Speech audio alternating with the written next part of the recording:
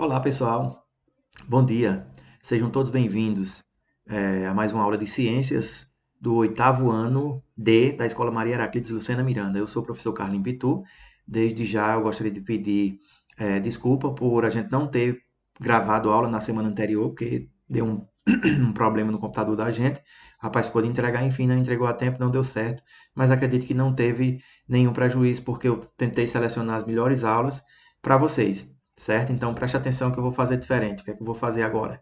Eu vou colocar lá em ciências, você tem que assistir a aula completa. Eu vou colocar lá no tópicozinho de ciências no oitavo ano D, eu vou colocar um tópicozinho lá. Esse tópicozinho você vai ter a aula do sistema respiratório e todas as orientações onde é que você vai encontrar os exercícios para você colocar lá no único tópico, ok? Então lá vai ter todas as orientações para evitar de vocês ficarem perguntando como é que eu faço isso, como é que eu faço aquilo, beleza?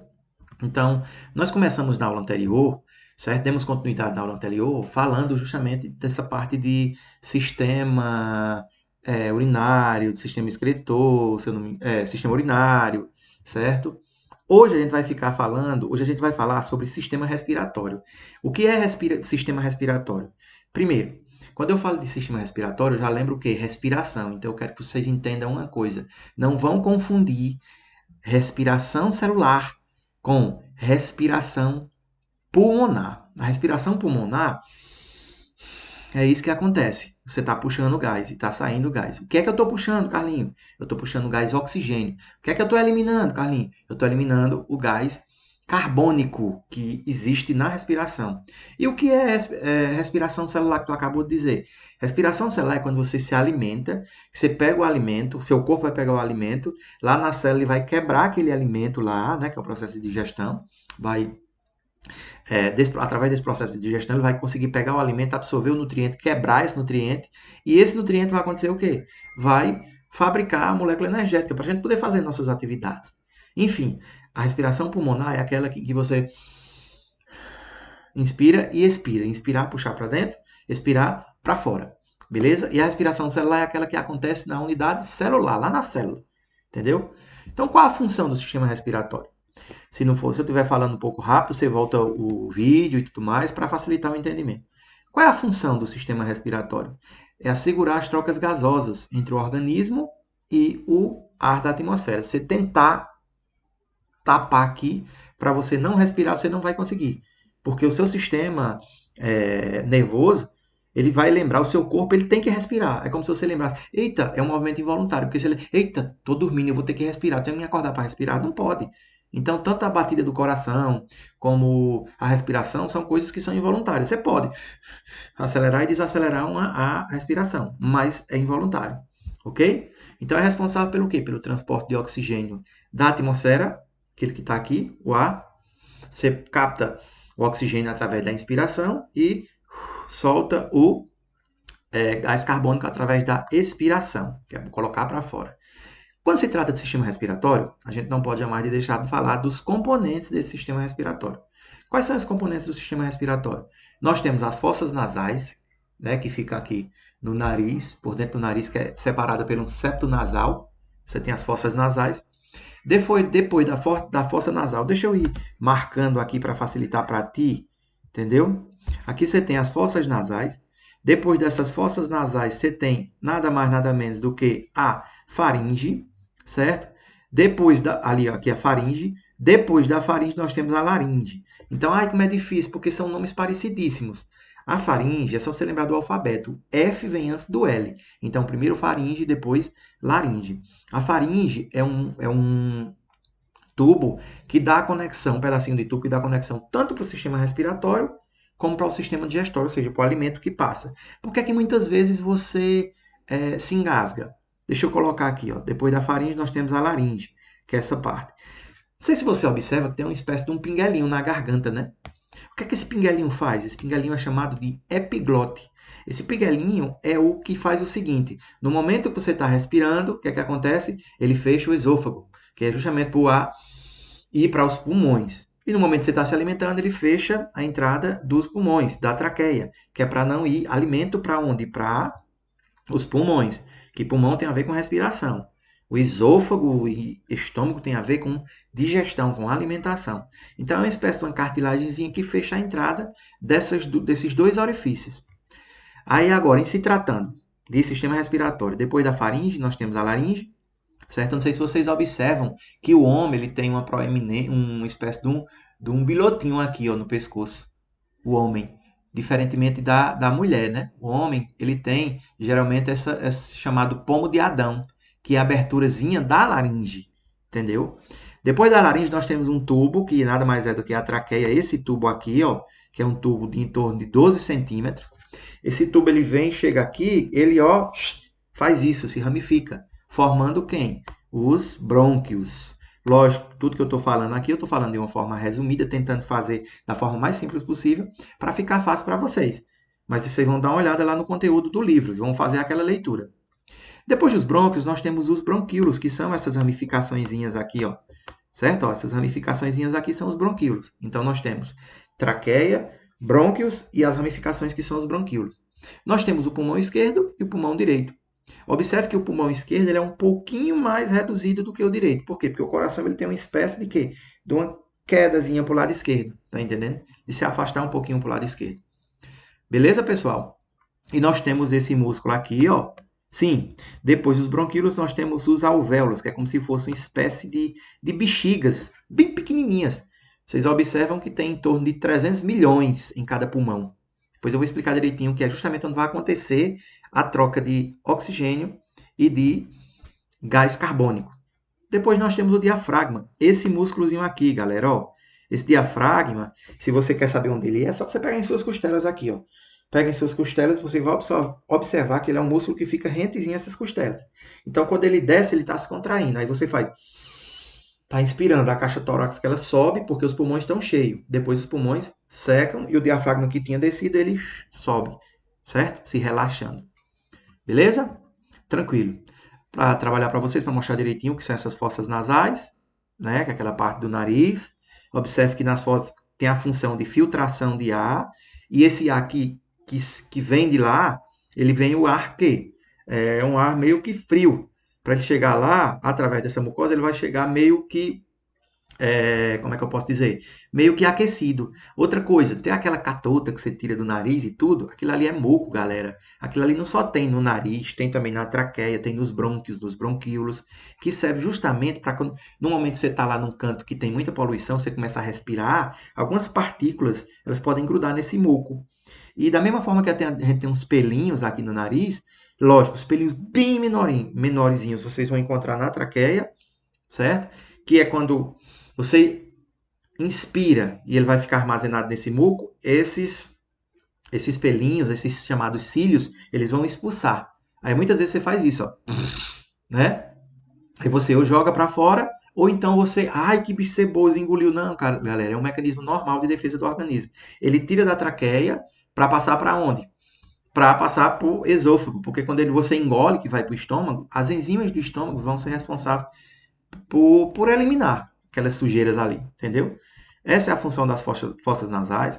Função da faringe, cadê a faringe? Está aqui.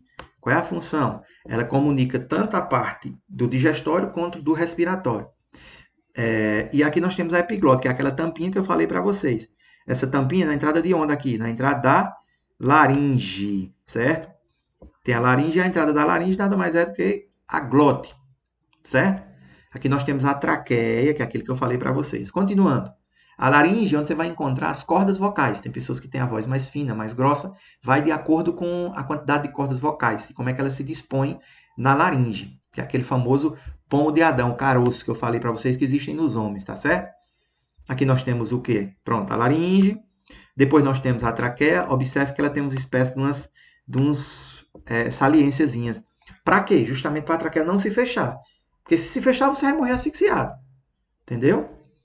Na traqueia. Depois nós temos os brônquios, que são esses daqui. Ó.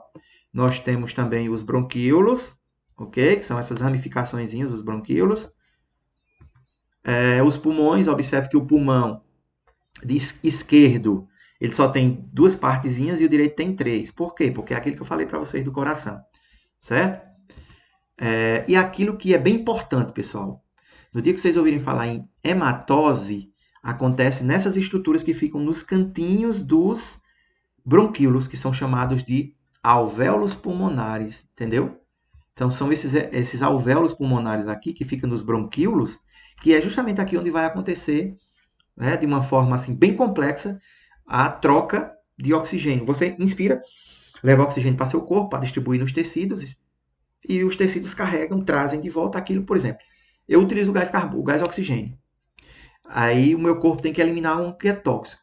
O que é o tóxico? O tóxico vai ser o gás carbônico. Aí o que é que vai acontecer? Nos alvéolos pulmonares é que vão acontecer essas trocas, porque tem capilares, os vasos sanguíneos que ficam encostadinhos nesses alvéolos. Vocês vão ver o que é que acontece. Vamos lá, mostrando para vocês os alvéolos. Aqui, ó. Os capilares sanguíneos, que são os vasos sanguíneos, eles vivem, né, passam em torno dos alvéolos. O que é que está acontecendo aqui? Observa a setinha verde. Aqui, quando chega no alvéolo, está deixando oxigênio no corpo e está tirando do sangue o que? O gás carbônico. Tá ok? Essa é uma célula que é uma célula responsável pela respiração, que é chamada de hemácia. Certo? Essas aqui, ó. Tranquilo, pessoal? Vamos lá. Como é o processo de inspiração? Pelo amor de Deus, todo mundo sabe, entrada de ar. A caixa torácica aumenta de volume. Quando ela aumenta de volume, o que está acontecendo? O diafragma se contrai. Se contrai para onde? Cuidado com isso. Ele não faz nem isso, não. Contrair para cima, ele faz para aqui, para baixo. Quando ele relaxa, é que ele volta. Entendeu? Esse é o processo de inspiração. E o de expiração é justamente ele voltar. Observa aqui, ó.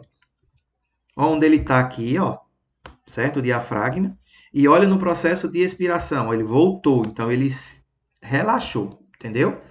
Esse é o mecanismo de inspiração e expiração. A caixa torácica, graças a uns músculos que tem nas costelas, que são chamados de músculos intercostais. Então, esses músculos vão fazer o quê? Expandir, inspiração e expiração. É importante salientar, meus amigos, que um ciclo respiratório nada mais é do que um conjunto de uma inspiração seguida de uma expiração. E, por exemplo, você deve imaginar o seguinte: quem controla a nossa respiração é o gás oxigênio. Não. Quem controla a nossa respiração é o gás carbônico, por incrível que pareça. Ou seja, o que está tendo tóxico no organismo. Quando tem muito gás carbônico, o que é que acontece no organismo? Emitem impulsos, certo? Emitem sinais para o cérebro, para o bulbo, uma partezinha do sistema nervoso, né, do cérebro, o bulbo. E esse bulbo tem uma espécie de um nervo chamado de nervo de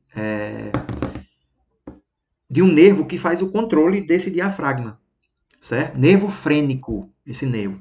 Por que é que as pessoas se engasgam? Não tem a pessoa de se engasgar, né? Por que é que se engasga? Porque esse nervo frênico, ele entra em descontrole e a pessoa fica... E o que é essa zoadinha? É aquela glote. A entrada, quando o ar entra, ela bate na glote. Aí faz aquela zoadinha. Entendeu? Por que é que a pessoa espirra? Porque tem algumas coisas aqui que não são bem aceitáveis. Algumas partículas que não são aceitáveis pelo nosso corpo. E a gente é um mecanismo normal do corpo de espirrar. Certo? Por que é que a gente tosse? Porque já é alguma coisa que está na traqueia e você quer jogar para fora. Entendeu? Como é que acontece a hematose? Já falei para vocês. A troca de gases entre nos pulmões, não nos pulmões, né, em si, lá nos alvéolos pulmonares, que acontecem estruturas presentes nos pulmões. Já mostrei para vocês. Ok, galerinha? Só para mostrar aqui de uma forma mais dinâmica. Outra coisa, existe um gás que ele é chamado de monóxido de carbono. Não é aconselhável que você fique em locais, tipo em túneis, porque aqui a galera quando está nos túneis que tem engarrafamento pede para desligar o motor dos carros, porque tem esse monóxido de carbono que sai pelos escapamentos dos carros. Quando esse monóxido de carbono sai pelo escapamento dos carros, o que é que acontece? Você vai começar a respirar esse monóxido de carbono. E se a quantidade de monóxido de carbono for maior do que o oxigênio, você pode morrer asfixiado. Começa uma tonturazinha, quando pensou que não, você pode morrer asfixiado, certo? Do mesmo jeito é você ligar ou ficar em locais fechados, em garagens fechadas, com motores de carro ligado. Não pode, certo? Não pode. Pode causar uma asfixia.